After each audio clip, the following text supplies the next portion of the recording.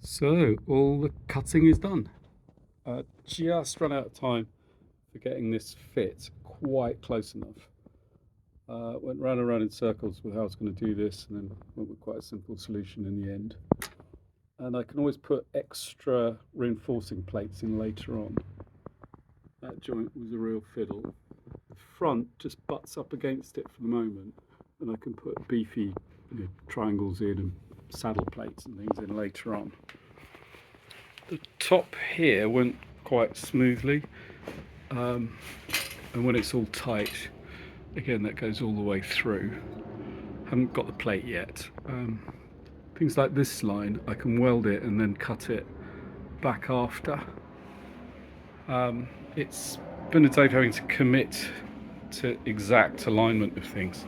So, like the solution for the front joining here, I decided I can leave that for later. So I now know exactly where these sit on this tube, and then cut the tube at the back.